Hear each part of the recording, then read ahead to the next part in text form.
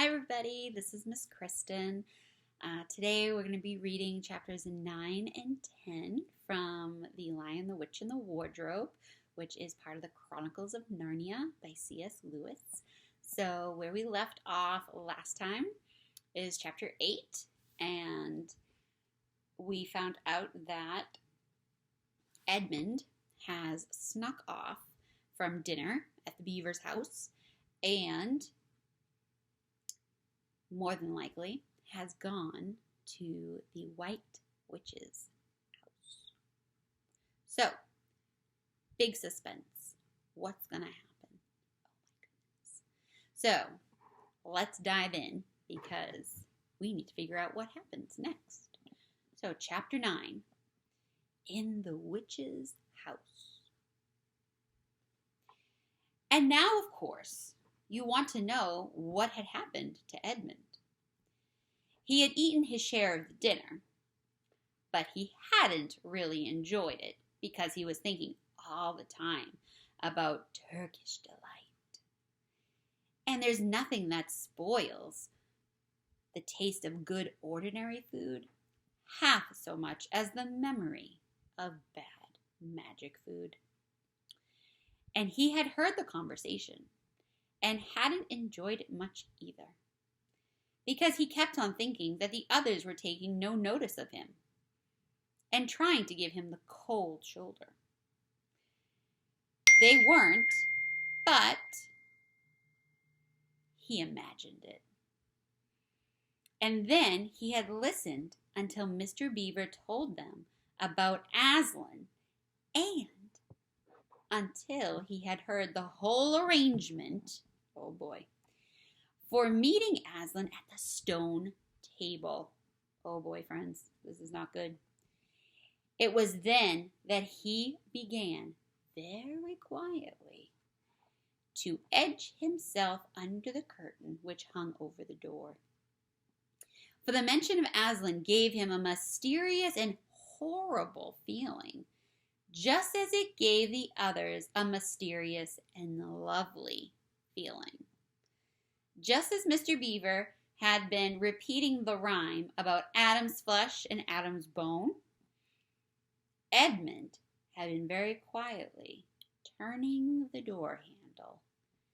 And just before Mr. Beaver had begun telling them that the White Witch wasn't really human, but was half a djinn and half a giantess, Edmund had got outside into the snow and cautiously closed the door behind them. Now, you mustn't think that even now Edmund was quite so bad that he actually wanted his brother and sisters to be turned into stone. He did want Turkish delight and to be a prince, and later a king, and to pay Peter back for calling him a beast. As for what the witch would do to the others, he didn't want her to be particularly nice to them.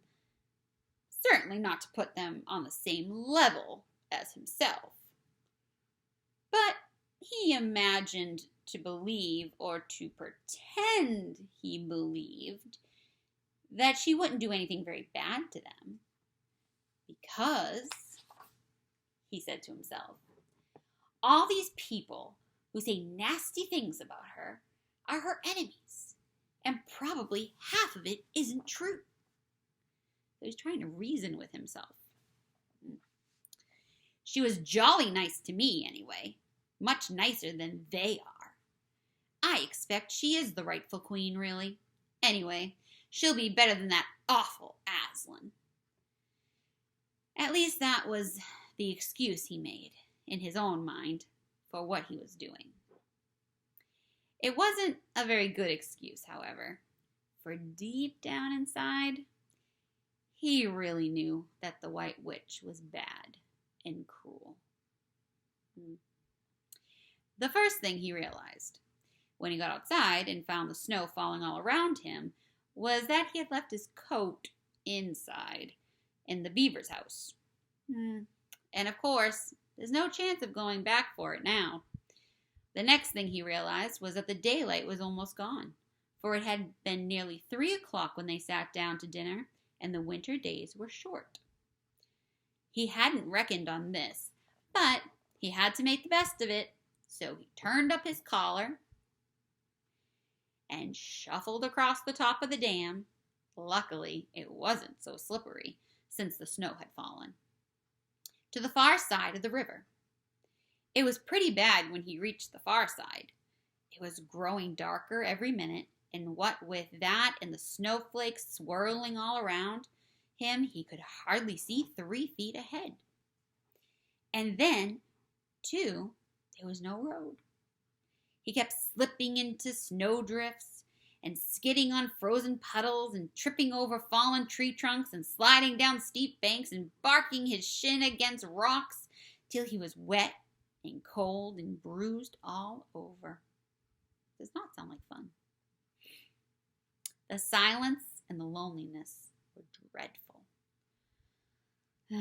In fact, I really think he might have given up the whole plan and gone back and owned up to and made friends with the others if he hadn't happened to say to himself, "When I'm king of Narnia, the first thing I shall do will be to make some decent roads." And of course, that set him off thinking about being a king and all the other things he could do, and this cheered him up a good deal. He had just settled in his mind what sort of palace he would have and how many cars and all that about his private cinema and where the principal railways would run and what laws he would make against beavers and dams, and was putting the finishing touches to some schemes for keeping Peter in his place, when the weather changed. First the snow stopped. Then a wind sprang up, and it became freezing cold. Finally, the clouds rolled away, and the moon came out. It was a full moon. And shining on all that snow, it made everything almost as bright as day. Only the shadows were rather confusing. He would never have found his way if the moon hadn't come out by the time he got to the other river. You remember he had seen, when they first arrived at the beavers, a smaller river flowing into the great one lower down. He now reached this and turned to follow it up, but the little valley down which it came was much steeper and rockier than the one he had just left, and much overgrown with bushes, so that he could not have managed it at all in the dark. Even as it was, he got wet through, for he had to stoop under branches, and great loads of snow came sliding off onto his back. And every time this happened, he thought more and more of how he hated Peter, just as if all this had been Peter's fault. Interesting. But at last, he came to a part where it was more level, and the valley opened out. And there on the other side of the river, quite close to him, in the middle of a little plain between 2 hills, he saw what must be the White Witch's house. And the moon was shining brighter than ever. The house was really a small castle. It seemed to be all towers, little towers with long pointed spires on them, sharp as needles. They looked like huge dunces' caps or sorcerers' caps, and they shone in the moonlight, and their long shadows looked strange on the snow. Edmund began to be afraid of the house. I don't know if I'd keep walking if I was afraid. But it was too late to think of turning back now. He crossed the river on the ice and walked up to the house. Kind of brave. There was nothing stirring, not the slightest sound anywhere. Even his own feet made no noise on the deep, newly fallen snow. He walked on, past corner after corner of the house and past turret after turret to find the door. He had to go right round to the far side before he found it. It was a huge arch but the great iron gates stood wide open. Okay. Edmund crept up to the arch and looked inside into the courtyard, and there he saw a sight that nearly made his heart stop beating. Just inside the gate, with the moonlight shining on it, stood an enormous lion, crouched as if it was ready to spring. And Edmund stood in the shadow of the arch, afraid to go on and afraid to go back. With his knees knocking together, he stood there so long that his teeth would have been chattering with cold, even if they had not been chattering with fear. How long this really lasted, I don't know. But it seemed to Edmund to last for hours. Then at last he began to wonder why the lion was standing so still.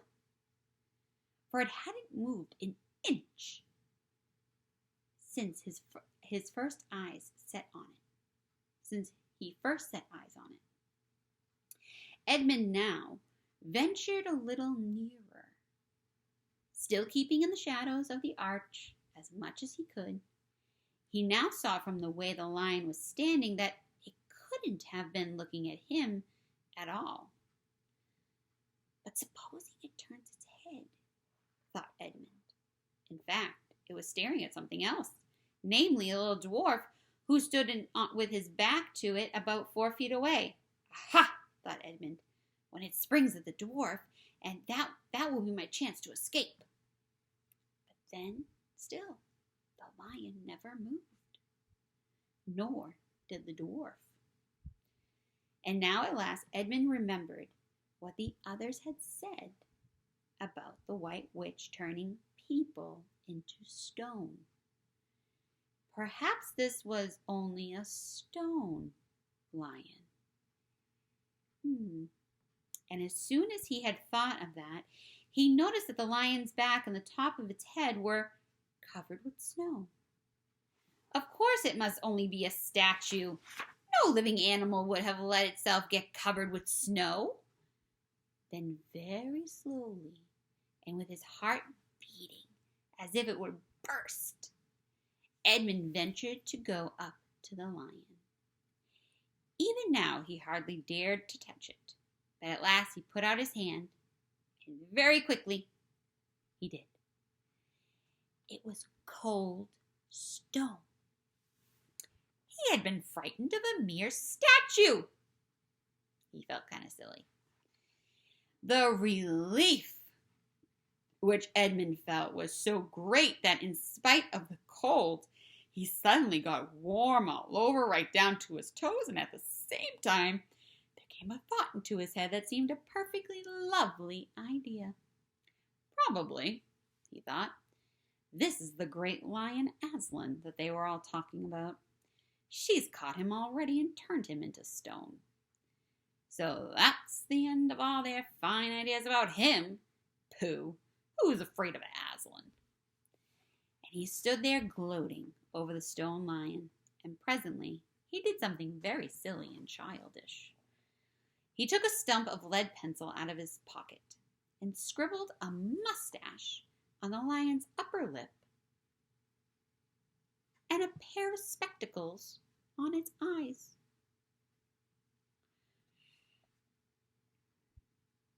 Then he said, "Ha! Silly old Aslan! How do you like being a stone? You thought yourself mighty fine, didn't you?" But in spite of the scribbles on its face and the great stone beast, it still looked so terrible and sad and noble, staring up in the moonlight, that Edmund didn't really get any fun out of jeering at it. He turned away and began to cross the courtyard. As he got into the middle of it, he saw that there were dozens of statues all about, standing here and there, rather as the pieces stand on a chessboard when it's halfway through the game. There were stone satyrs and stone wolves and bears and foxes and catamountains of stone.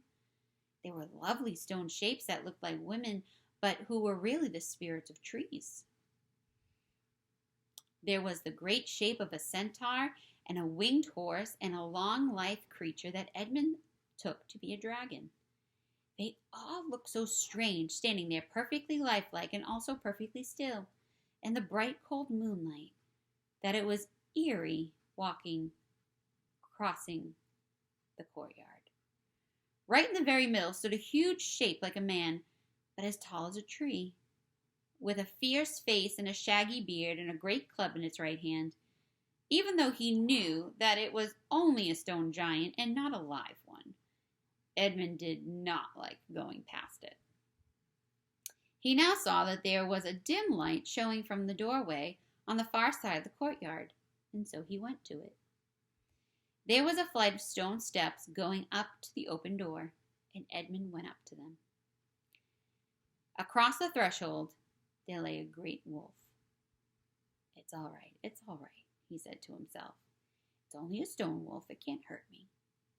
And he raised his leg to step over it, and instantly the creature, huge, rose with all its hair bristling along the back of its neck, opened a great red mouth, and with a growling voice, "Who's there? Who's there? Stand still, stranger, and tell me who you are." "If you please, sir," said Edmund, trembling so that he could hardly speak. "My name is Edmund, and I'm the son of Adam that Her Majesty met in the wood the other day, and I've come to bring her the news that my brother and sisters are now in Narnia, quite close in the beaver's house. She wanted to see them." "I will tell Her Majesty," said the wolf. "Meanwhile, stand still on the threshold as you value your life." Then it vanished into the house. Edmund stood and waited, his fingers aching with cold and his heart pounding in his chest. And presently the great wolf Mogrim, the chief of the witches' secret police, came bounding back and said, "Come in, fortunate favorite of the queen, or else not so fortunate." Oh boy. And Edmund went in, taking great care not to tread on the wolf's paws. He found himself in a long, gloomy hall with many pillars, full as the courtyard had been of statues. The one nearest the door was a little fawn with a very sad expression on its face, and Edmund couldn't help wondering if this might be Lucy's friend. The only light came from a single lamp, and close beside that sat the White Witch. "I'm come, Your Majesty," said Edmund, rushing eagerly forward.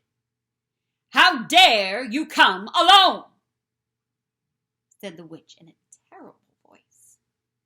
"Did I not tell you to bring the others with you?" "Please, Your Majesty," said Edmund, "I've done the best I can. I've brought them quite close. They're in that little house on top of the dam, just up the river, with Mr. and Mrs. Beaver." A slow, cruel smile came over the witch's face. "Is this all your news?" she asked. "No, Your Majesty," said Edmund, and proceeded to tell her all he had heard before leaving the beavers. "What? Aslan?" cried the queen. "Aslan, is this true? If I find you have lied to me—" "Please, I'm only repeating what they said," stammered Edmund. But the queen, who was no longer attending him, clapped her hands. Instantly the same dwarf whom Edmund had seen with her before appeared. "Make ready our sledge," ordered the queen, "and use the harness without bells."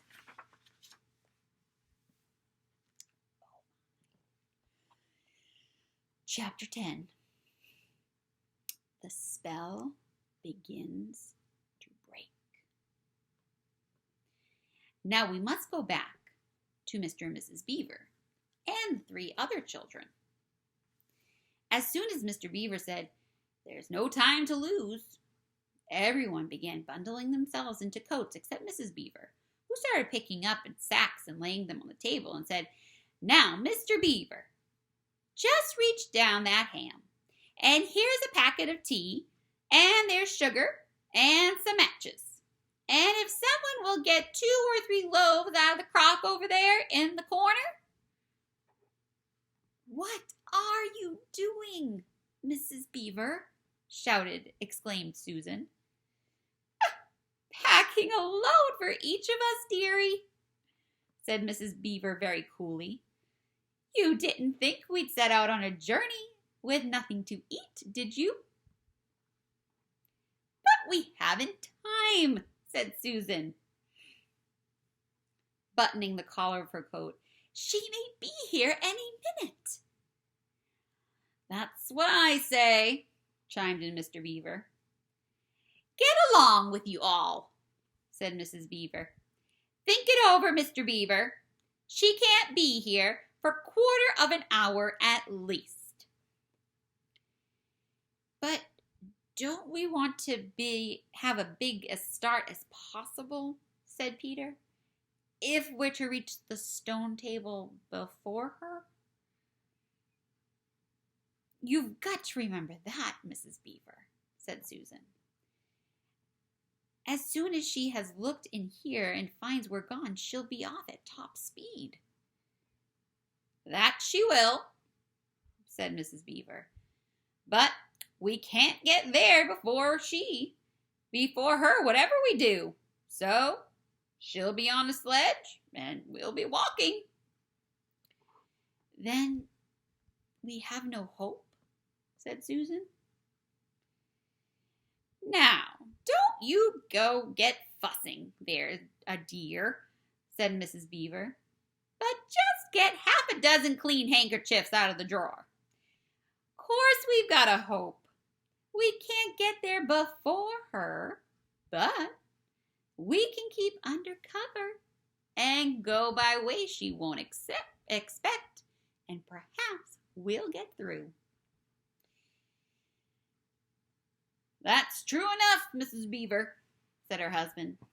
"But it's time we were out of this." "And don't you start fussing either, Mr. Beaver," said his wife.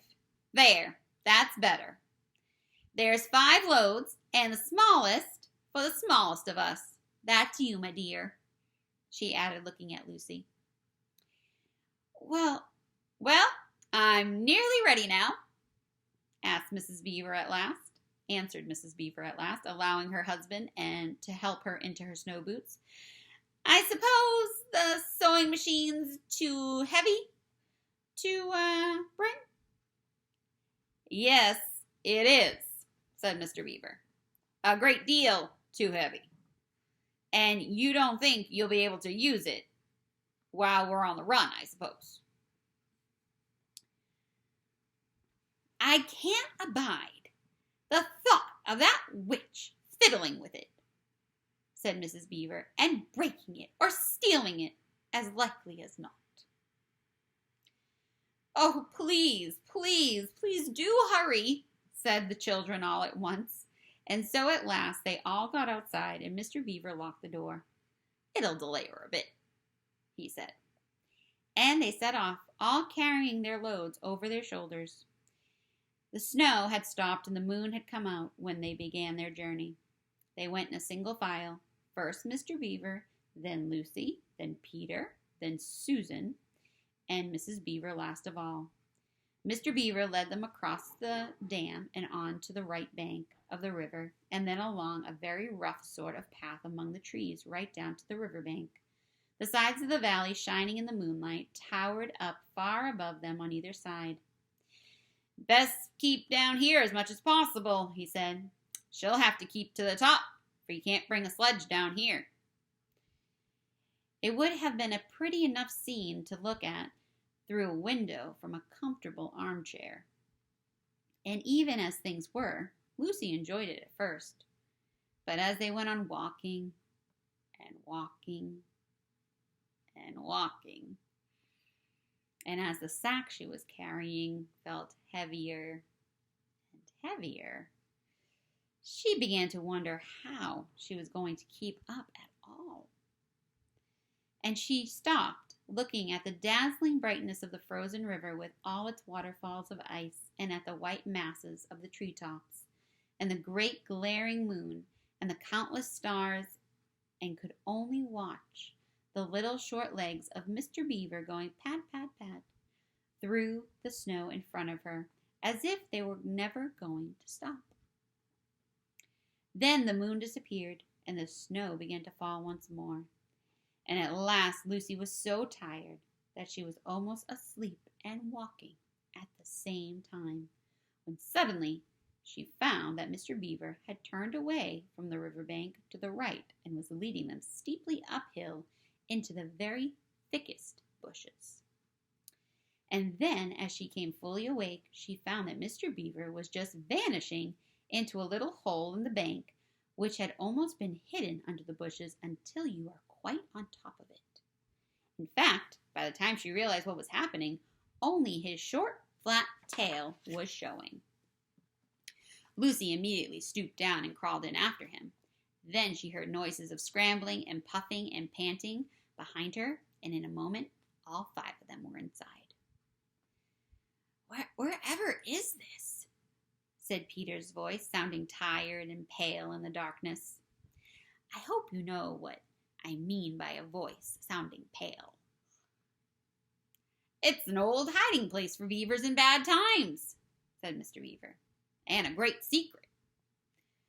It's not much of a place, but we must get a few hours' sleep. If you hadn't all been in such a plaguey fuss when we were starting, I'd have brought some pillows, said Mrs. Beaver. It wasn't nearly such a nice cave as Mr. Tumnus's, Lucy thought. Just a hole in the ground, but dry and earthy. It was very small, so that when they all lay down, they were all a bundle of clothes together. And what with that and being warmed up by their long walk, they were really rather snug. If only the floor of the cave had been a little smoother. Then Mrs. Beaver handed round in the dark a little flask out of which everyone drank something, and made one cough and sputter a little and stung the throat. But it also made you feel deliciously warm after you'd swallowed, and everyone went straight to sleep. It seemed to Lucy only the next minute, though really it was hours and hours later, when she woke up feeling a little cold and dreadfully stiff, and thinking how she would like a hot bath. Then she felt a set of long whiskers tickling her cheek, and saw the cold daylight coming in through the mouth of the cave. But immediately after that, she was very wide awake indeed, and so was everyone else. In fact, they were all sitting up with their mouths and eyes wide open, listening to a sound, which was the very sound they'd all been thinking of and sometimes imagining they heard during their walk last night. It was a sound of jingling bells. Mr. Beaver was out of the cave like a flash the moment he heard it. Perhaps you think, as Lucy thought for a moment, that this was a very silly thing to do, but it was really a very sensible one. He knew he could scramble to the top of the bank among bushes and brambles without being seen. And he wanted above all things to see which way the witch's sledge went. The others all sat in the cave waiting and wondering. They waited nearly 5 minutes. Then they heard something that frightened them very much. They heard voices. Oh, thought Lucy, he's been seen. She's caught him. Great was their surprise when a little later they heard Mr. Beaver's voice calling to them from just outside the cave. It's all right. he was shouting. "Come out, Mrs. Beaver, come out! Sons and daughters of Adam, it's all right! It isn't her!" This was bad grammar, of course, but that is how beavers talk when they are excited. I mean, in Narnia. In our world, they usually don't talk at all.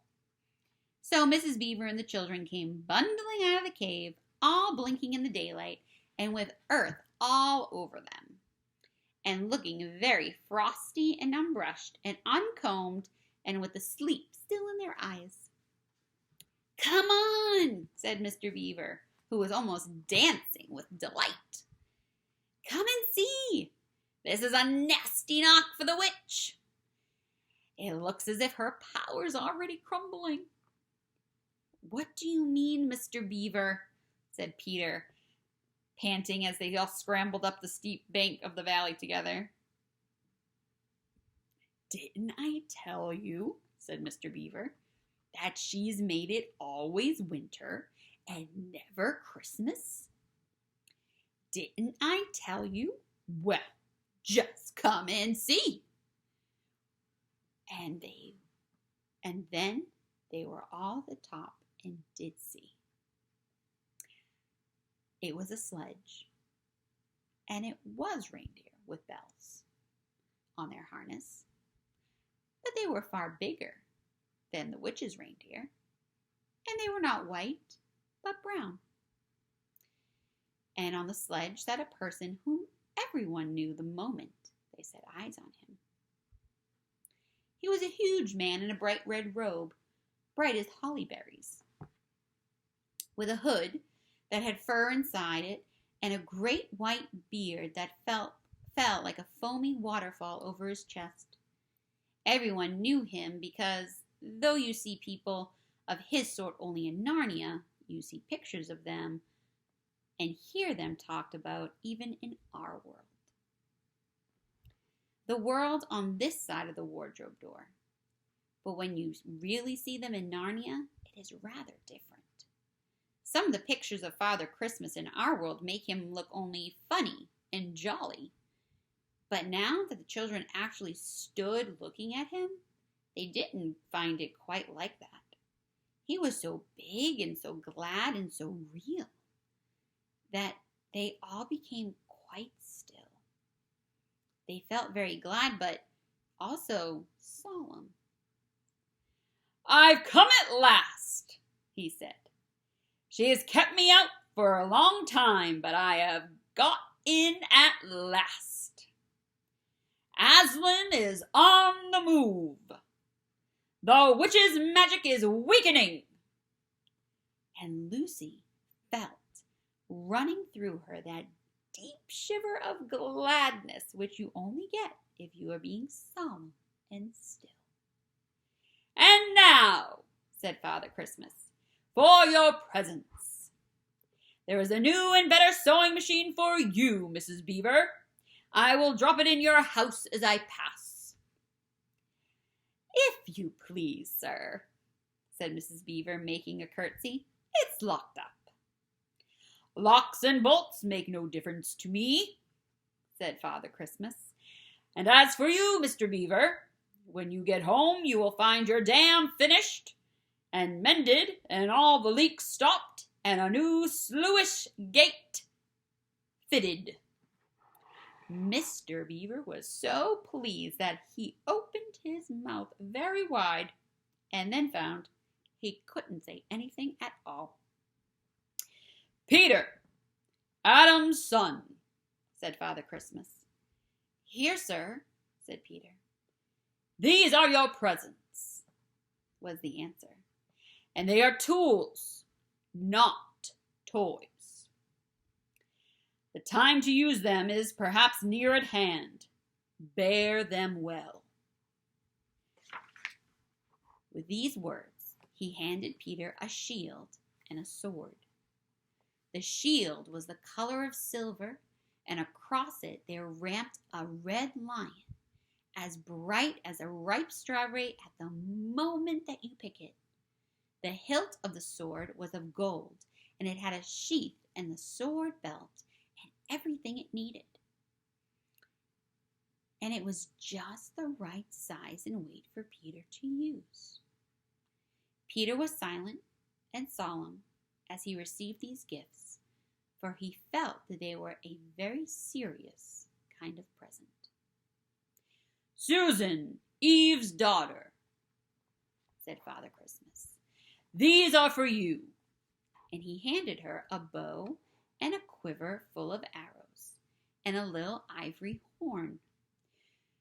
"You must use the bow only in great need," he said, "for I do not mean for you to fight in the battle. It does not miss easily, and when you put this horn to your lips and blow it, then wherever you are, I think help of some kind will come to you." Last of all, he said, "Lucy, Eve's daughter." And Lucy came forward. He gave her a little bottle of what looked like glass, but people said afterwards that it was made of diamonds, and a small dagger. "In this bottle," he said, "there is a cordial made of the juice of one of the fire flowers that grow in the mountains of the sun. If you or any of your friends are hurt, a few drops of this will restore them. And the dagger is to defend yourself at great need, for you also are not to be in the battle."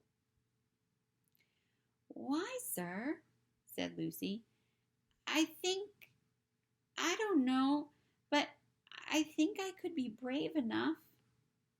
"That is not the point," he said, "but battles are ugly when women fight. And now," here he suddenly looked less grave, "here is something for the moment for you all." And he brought out, I suppose from the big bag at his back, but nobody quite saw him do it, a large tray containing 5 cups and saucers, a bowl of lump sugar, a jug of cream, and a great big teapot, all sizzling and piping hot. Then he cried out, "Merry Christmas! Long live the true king!" And he cracked his whip, and he and the reindeer and the sledge and all were out of sight before anyone realized that they had started. Peter had just drawn his sword out of its sheath and was showing it to Mr. Beaver, when Mrs. Beaver said, now then, don't stand there talking till the tea's got cold, just like men. Come and help me to carry the tray down, and we'll have breakfast. What a mercy I thought of bringing a bread knife." So down the steep bank they went, and back to the cave, and Mr. Beaver cut some of the bread and ham into sandwiches, and Mrs. Beaver poured out the tea, and everyone enjoyed themselves. But before long, they had finished enjoying themselves. Mr. Beaver said, "Time to be moving on now." And that is the end of chapter 10. See you next time.